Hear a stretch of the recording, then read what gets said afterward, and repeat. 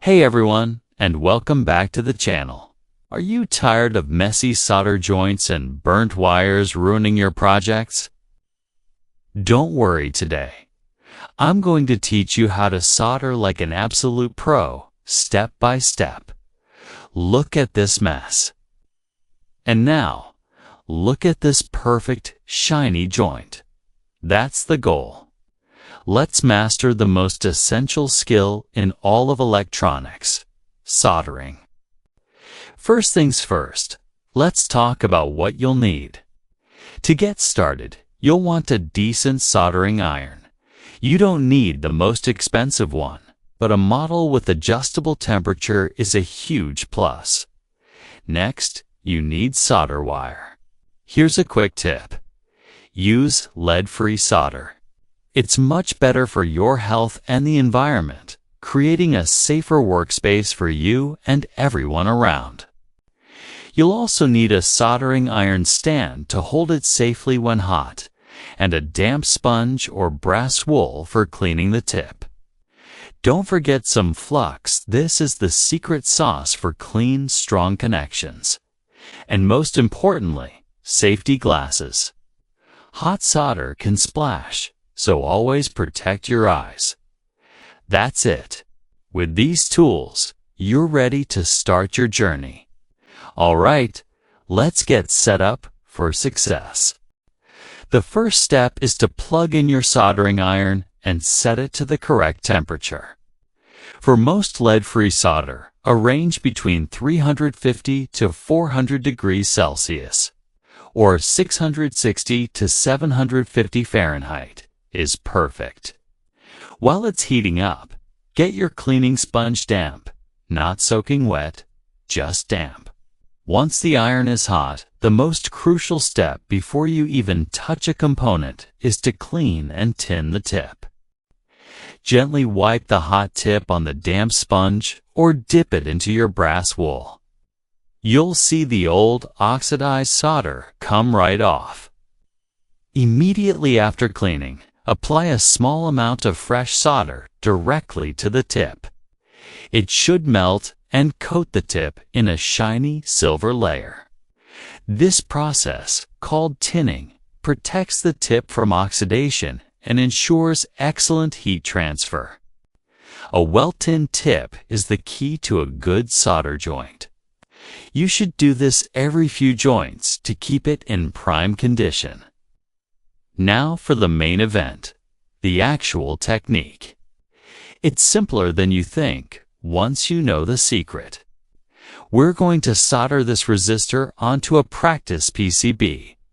The golden rule of soldering is to heat the connection, not the solder.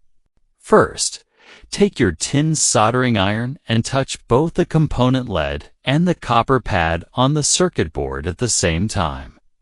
Hold it there for about 1 or 2 seconds to heat them up evenly. This is the heat the joint step. Now, bring your solder wire to the opposite side of the joint, touching the pad and the lead, not the iron itself. The heat from the joint will melt the solder, and it will flow beautifully around the connection, creating a perfect bond. You only need a tiny bit, just enough to form a neat, volcano-shaped cone. Once the solder has flowed, remove the solder wire first, then remove the soldering iron. Let the joint cool down naturally for about 5 seconds. Don't blow on it or move the component. What you're left with is a shiny, smooth, and strong solder joint. That's a professional connection. Of course, things don't always go perfectly, especially when you're starting out. Let's cover a few common mistakes to avoid. The most frequent one is using way too much solder, creating a giant blob that could short-circuit adjacent connections. Remember, less is more. Another common issue is a cold joint. This happens when you don't heat the pad and lead enough, and the solder just sits on top without flowing properly. Cold joints look dull, lumpy, and are electrically unreliable. On the flip side, leaving the iron on the pad for too long can burn the PCB, causing the copper pad to lift off the board. This can be very difficult to repair. A quick safety reminder: avoid touching the component or the joint for at least 5 to 10 seconds after soldering. They stay hot longer than you'd think. Practice makes perfect, so don't be discouraged if your first few attempts aren't flawless. But what if you do make a mistake? No problem. Every good electronics enthusiast knows how to fix their errors. That's where desoldering comes in. Let's say you've created a solder bridge or a cold joint. You have two great tools to fix it. The first is desoldering braid, which is a wick made of fine copper wires. You simply place the braid over the solder joint you want to remove, then press your hot soldering iron on top of the braid. The braid will heat up and, like a sponge, suck the molten solder right up. The second tool is a desoldering pump or solder sucker. You prime it by pressing the plunger down.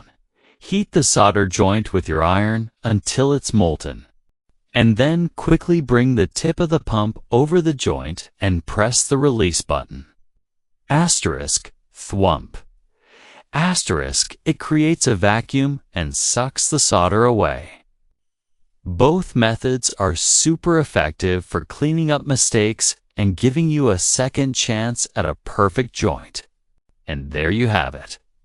From setting up your tools to mastering the technique and even fixing mistakes, you now have all the knowledge you need to solder like an expert. Practice on some old circuit boards, and soon you'll be building your own amazing gadgets with confidence. The possibilities are endless. Thank you so much for watching. If you found this tutorial helpful, please give it a thumbs up and hit that subscribe button for more electronics, projects, and tips. Let me know in the comments what you plan on building first. Until next time, happy making.